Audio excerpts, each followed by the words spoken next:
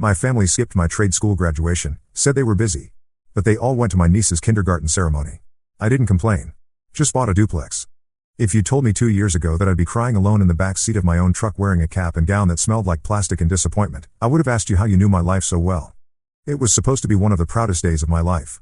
After 2.5 years of sweat, soldering burns, and learning how not to electrocute myself, I was officially a licensed electrician. I made it through trade school, top of my class, actually, and was ready to walk that stage with my steel-toed boots squeaking on the gymnasium floor. I'd sent out invitations, just like everyone else. My mom, my dad, my sister, my Uncle Terry, even Nana Jean, who once called my career path adorable but temporary. They all said the same thing in various forms. "We're so proud of you, honey, but we might not be able to make it. Things are just really hectic right now." Right? Hectic. In late May. During a week with perfect weather and no holidays. Sure. But I brushed it off.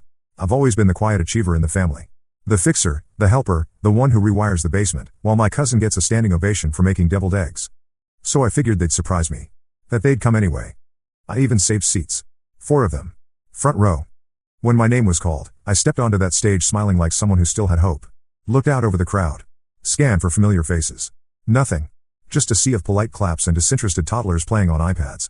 I got my certificate, shook my instructor's hand, and sat back down. The moment it hit me, the exact second, was when they told us to throw our caps. Everyone around me screamed and cheered. I hesitated. Then I threw mine too. And it came back down and landed in the aisle next to a pair of Crocs and an empty Starbucks cup. Poetic. Afterward, my classmates were surrounded by moms with flowers, dads with video cameras, siblings doing TikTok dances. I walked myself to my truck, climbed into the driver's seat, and stared at my certificate. It was rolled up and tied with a red ribbon that someone's grandma had probably volunteered to curl. I unrolled it slowly and read it like I didn't already know what it said. Tyler James Cartwright, Certificate in Electrical Technology, with distinction. Then I sat in silence, the kind of silence that makes your ears ring. I didn't even turn the radio on. Just sat there, sweaty in my gown, while the AC rattled and a graduation balloon bounced sadly against my passenger window. The clerk at Party Barn had told me the balloon would last all week. It barely lasted the drive home. I tossed it in the trash when I got back to my apartment. I didn't text anyone. I didn't post anything. I didn't want pity comments or "you'll get them next time" messages from people who still think trade school is where you go when you flunk out of life. I just changed out of my gown, took a long shower, and made myself a grilled cheese with extra cheese. Because if no one else was going to celebrate me, then damn it, I'd celebrate myself with lactose. That night, I lit a candle, cracked a cold one, and hung my certificate on the wall next to my old high school diploma, the one my parents had made a huge deal about. I'd graduated high school with average grades and a raging case of imposter syndrome, and they threw a backyard barbecue with matching t-shirts and a slideshow. This time? Just me. And the one tiny voice in my head whispering, "You did it." 2 days after graduation, I was scrolling through Facebook while waiting for my laundry to finish spinning its way into wrinkled chaos. I wasn't looking for anything in particular, just half zoning out, half wondering if anyone had posted about the graduation I'd already emotionally filed under events that never happened. That's when I saw it. A photo album titled, "Our Little Graduate Graduation Cap Emoji, 2 hearts, so proud of Lily's big day." Lily, my 5-year-old niece. My sister Megan's daughter. The same Megan who told me she was crazy busy with work and so bummed she couldn't make it to my trade school ceremony.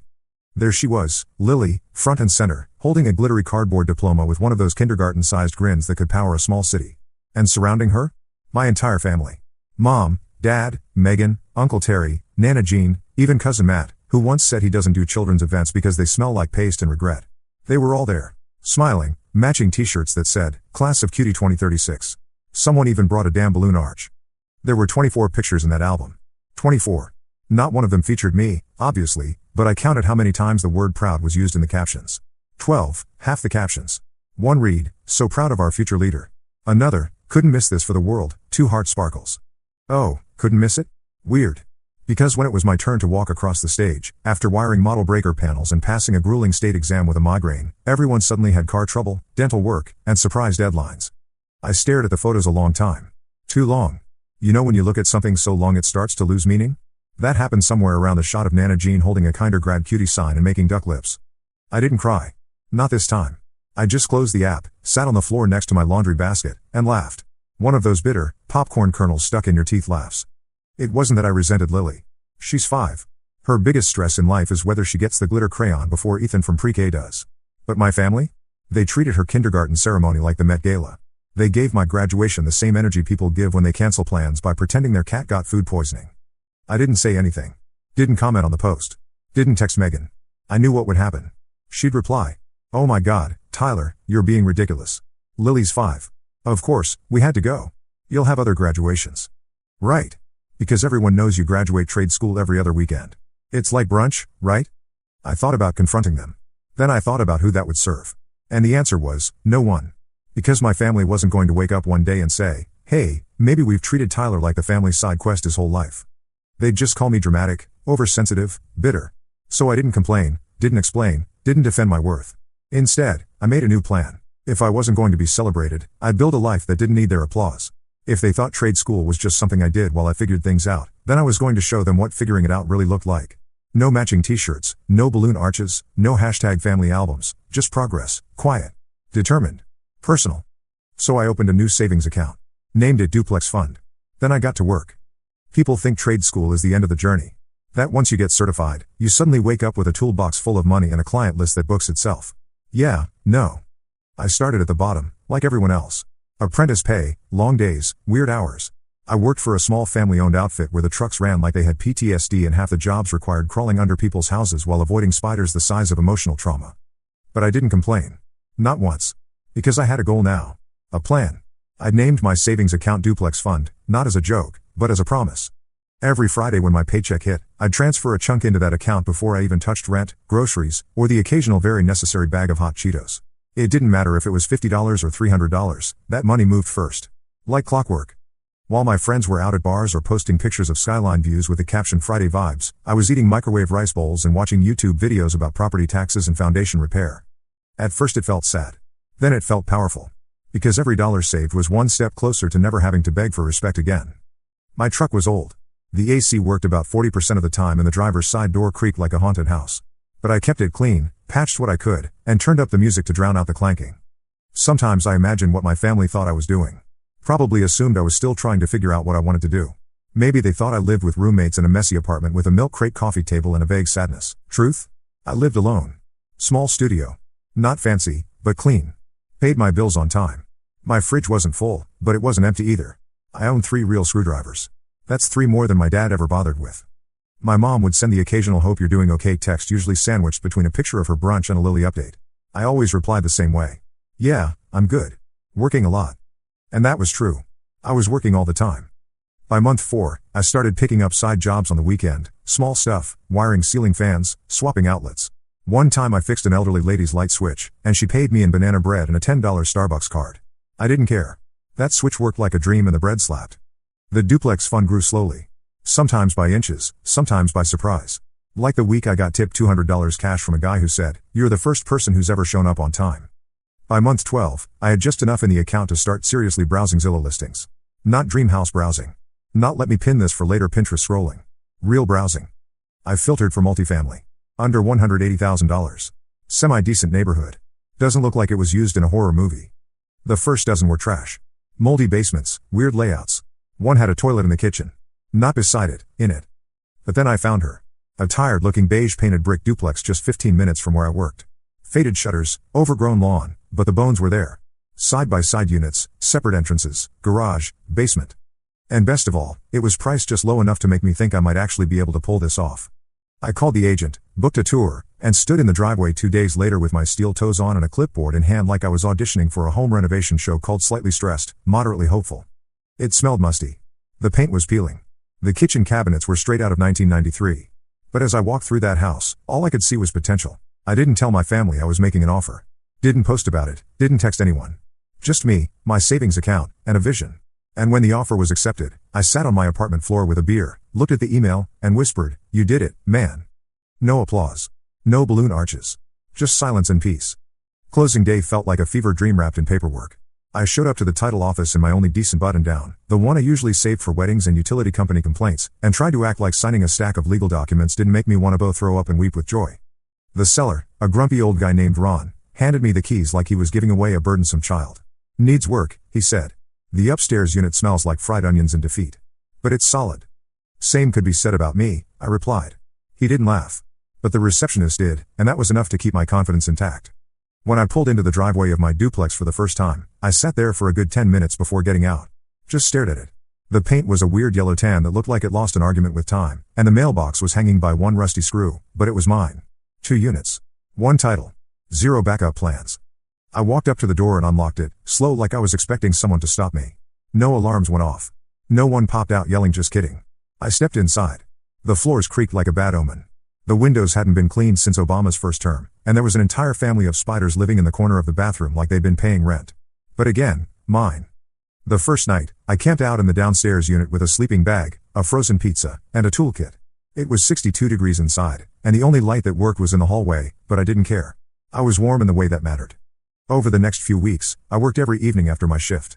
Electrical work first, obviously, swapped out ancient light fixtures, rewired the crusty kitchen sockets, and installed motion lights out front so my future tenants wouldn't feel like they were auditioning for a crime documentary every time they got home. I painted, patched, caulked, and cursed, learned how to tile a backsplash with YouTube and sheer rage, hauled a vintage sofa out of the upstairs unit with my bare hands and nearly died when it tried to take me with it down the stairs. Almost broke my foot, but hey, character building. During this whole time, I never said a word to my family. Not when I closed. Not when I patched the first hole in the drywall. Not even when I found an old shoebox full of expired coupons in the attic labeled maybe later fund, do not throw out. Because it was my dream now. And I wasn't interested in the commentary section of people who only paid attention when there was cake involved. I thought about telling them, maybe texting mom a picture of the deed or casually dropping the phrase investment property into the group chat just to see who salivated first. But then I remembered that no one had time to show up for my graduation, that they'd all made matching signs for Lily's macaroni diploma, and had the gall to post it like a Hallmark ad. The more I thought about it, the more I realized this was exactly what I needed to do, build something without their validation, without their input, without their inevitable opinions about what I should be doing instead. I could already hear it. Real estate is so risky, Tyler. Are you sure you know what you're doing? Maybe you should have talked to your dad first. My dad, who still called a handyman every time a light bulb burned out. My mom, who thought my electrical work was cute but kept asking when I'd go back to school for something more stable. They'd find a way to make my success about their concerns, about how I was being reckless, about how I should have asked for help they never actually offered. I started keeping a mental list of all the times I'd been the family's unpaid maintenance crew. The weekend I spent rewiring Megan's entire basement while she took Lily to a spa day. The time I drove 2 hours to fix Uncle Terry's garage door opener during a snowstorm, only to have him forget to mention it at Christmas dinner when he was bragging about his new contractor. The countless times I'd been the one who showed up with tools when something broke, and the one who got a casual thanks while everyone else got elaborate appreciation posts for bringing dessert to family gatherings. I thought about my high school friend Marcus, who'd gone the traditional college route and was now drowning in student loan debt while working at a coffee shop, still trying to find himself. His parents talked about his degree like it was a Nobel Prize, even though he was making less money than I was and living in their basement. But he had their approval, their pride, their matching t-shirts at graduation. Meanwhile, I was out here building actual wealth, actual skills, actual independence, and I was the family afterthought.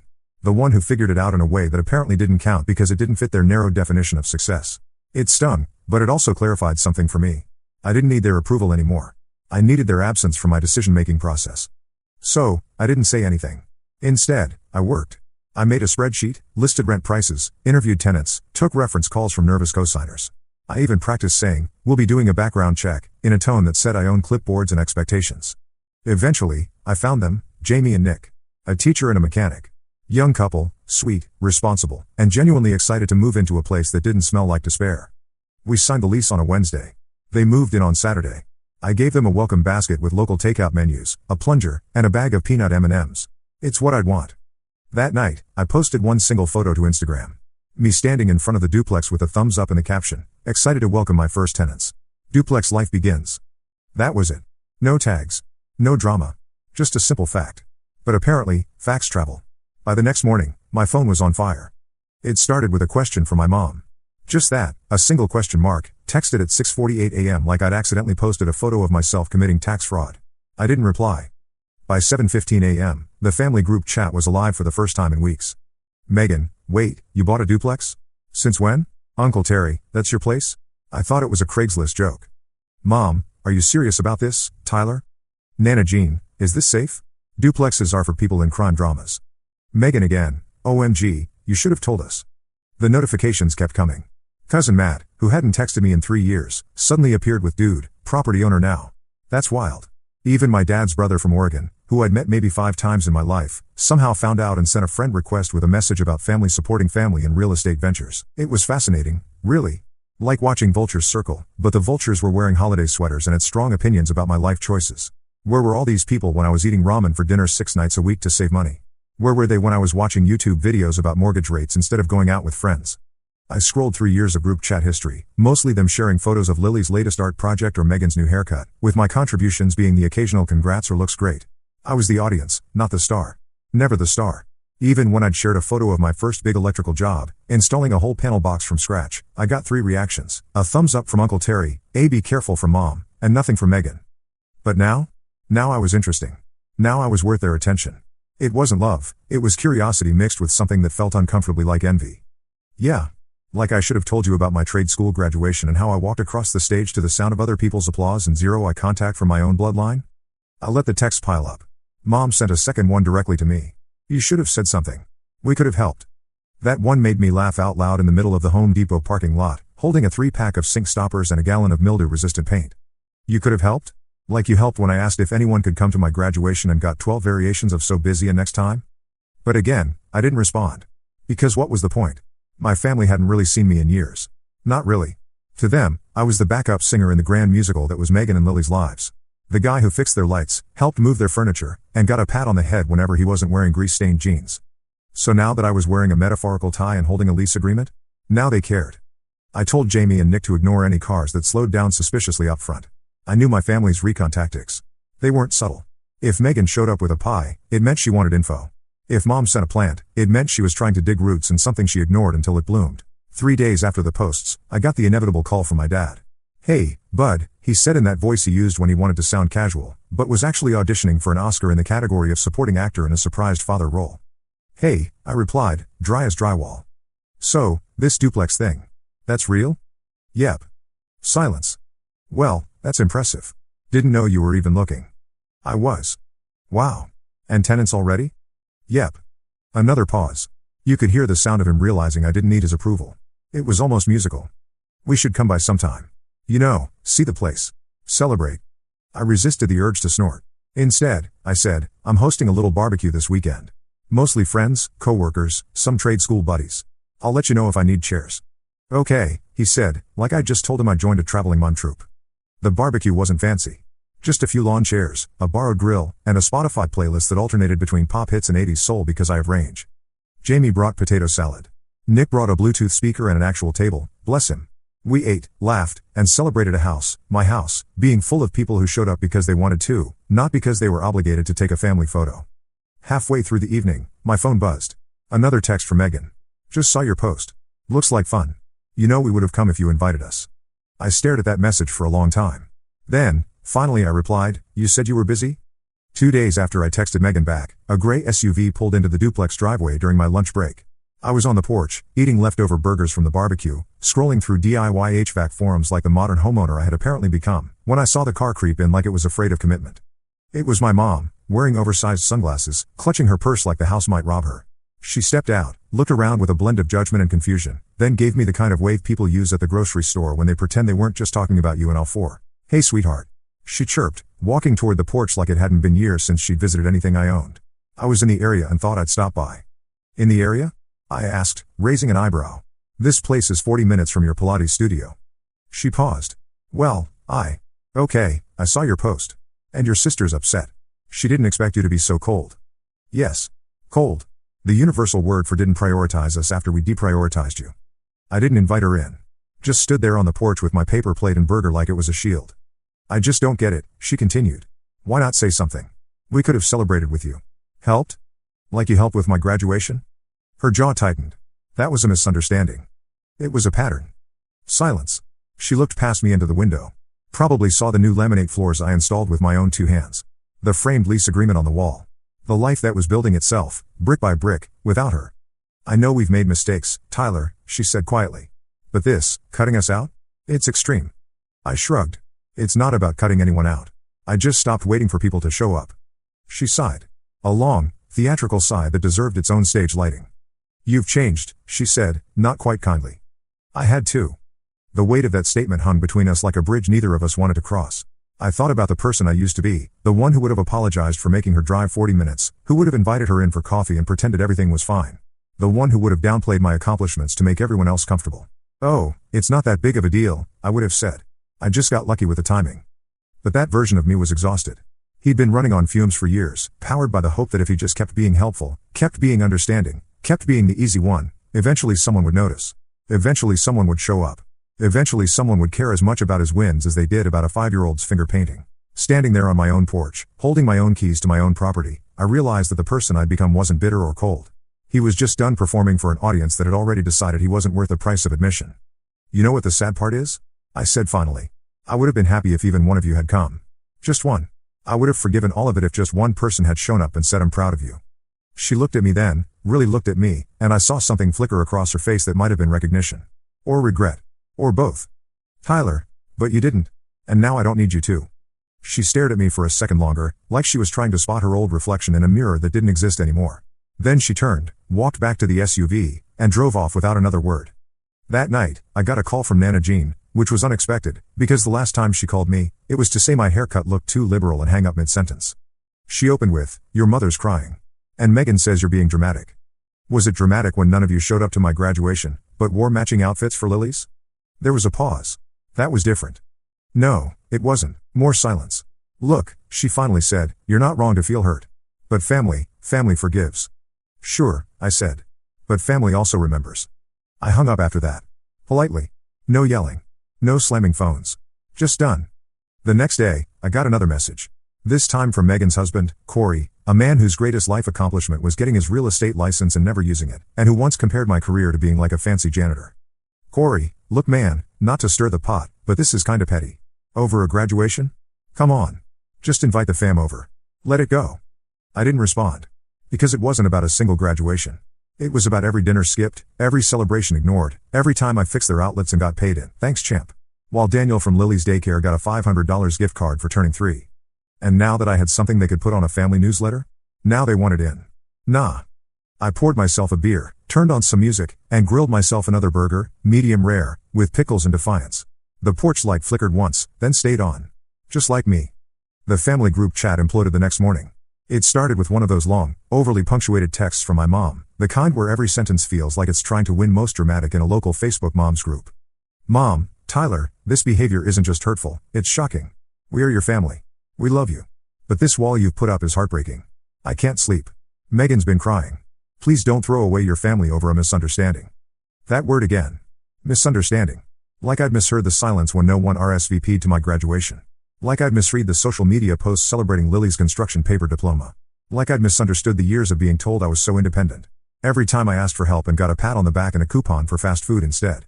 I didn't respond. So naturally, Megan jumped in. "Megan, if you're gonna punish the whole family just because you didn't communicate, that's on you. We weren't trying to hurt you." Me, finally, you didn't have to try. You just had to do nothing. Megan, wow. Dramatic much? And that's when it snapped. All of it. The years I bit my tongue. The thankless DIY repairs. The birthdays where I got a card and hope you're doing well while Megan got wine tastings and balloon deliveries. The constant narrative that I was fine and low maintenance, code for not worth the same effort. So I wrote one message. Not long. Not fancy. Just true. Me, this isn't about one graduation. It's about every time I showed up and you didn't. Every time I was the helper, the background character, the one who got told you were so strong when what I needed was support. And now that I've got something to show for myself, suddenly you want in? Nah. I'm good. I muted the chat after that. Didn't block them. Just silenced the noise. And for the first time, I didn't feel guilty about it. Later that week, Jamie brought over brownies and we ate them on the porch while watching Nick try to back the moving truck into the narrow driveway like he was playing emotional Jenga. "I heard your mom came by," she said gently. "Yeah," I said. "She brought guilt and opinions. Didn't stay long." Jamie smiled. "Well, if it helps, you seem lighter." I thought about it. I did feel lighter. Not because I'd cut people off, but because I'd finally stopped handing them scissors and calling it love. The next night, I found an envelope on my porch. No name. No stamp. Just one sheet of paper inside. "We're trying. We just didn't realize we needed to. Love, Mom." I stared at it for a minute. Then folded it up, set it on the kitchen counter, and let it sit there next to the light bill and a takeout menu. Because that's where it belonged now, in the background. Not front and center, not urgent, just there. The old me would have texted back immediately, would have said, "It's okay. I understand." Even when I didn't.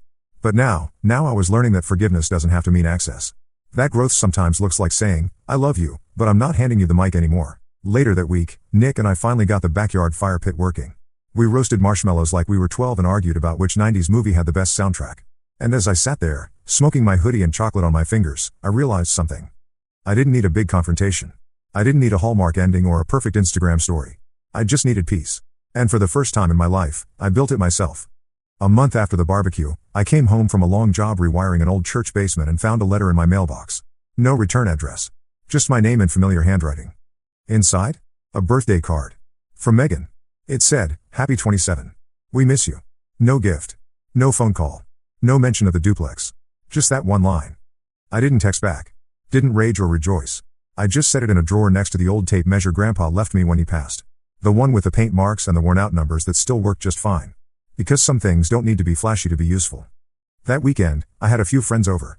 Jamie brought cookies, Nick grilled again, and a couple of new neighbors stopped by with housewarming candles and stories about their noisy dogs. We laughed, swapped stories, and played terrible music off someone's cracked Bluetooth speaker. At one point, someone asked, "Where is your family tonight?" I smiled. "Busy," I said. Then I walked back inside. My house, my keys, my walls, my life. And for the first time, it didn't feel like something I had to explain. It just felt right.